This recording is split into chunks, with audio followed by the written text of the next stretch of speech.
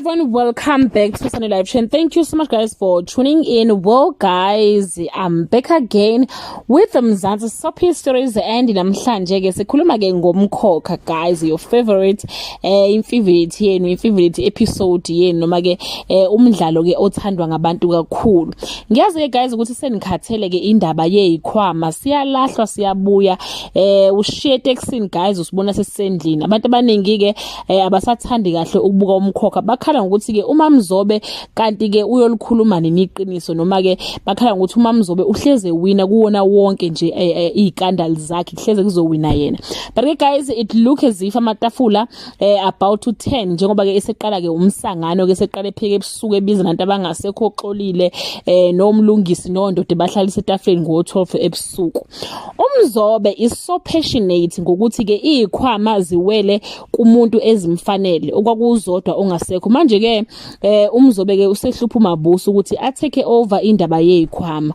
On today's episode sizombona kuMabusi ezogumba la ngicabanga ukuthi ke uMamzobe weqhibe khona izikhwama. Mabusi ube forced ukuba inyanga, putting umshado wakhe into i-risk enkulu, nokuzophoqeleka ukuthi ke umndeni kaSiphamandla uqinise ekutheni ke kufanele athathe umfazi wesibili. Kuzuze kusho nokhulekani guys, ecabangani kuze kusho nokhulekani ukuthi umfazi wesibili uyamdinga, ikakhulukazi ke njengoba uMabusi esengenwe ke umnyanga, futhi ke amatheza zaveza ukuthi uzogcina ke elwamukele ubizo aze abe nabantu abazofuna usizo kuyena. Nje guys, ngiyacabangela ukuthi ke unokubonga kungase kube uye ozogana umkhululi, especially after le relationship esibone ababhali besivezela yona noma beyivusela phakathi kaMabusi kanye ke nokubonga. As uMabusi will be busy chasing lento yezikhwama nobizo, I strongly believe ukuthi ke unokubonga uyena ozogada ingane kaMabusi ngomhla ka30 April. But ke Mabusi will continue to push unokubonga into a corner. As I said, ngiyacabanga ukuthi guys uMabusi uzoncenga unokubonga ukuthi ke kube uyena ozongena esikhaleni sakhe, noma ke kube uyena ozoba umnakwabo ozogana ke uSiphamandla. Njengoba nazi ukuthi unokubonga wayegane umlungisi and kwafanele ukuthi ke angene omunye womndeni wakaMthembu, of which ke guys ukhulekani uyisindiselwe. So nangu ke uSiphamandla ke bakithi ngazi ukuthi ulahlile kulezi insuku. So kwase ngazi ukuthi ke uMabusi kuzoncenga ke lapha kunokubonga ukuthi hayibo woza sizolekelelana la endodini.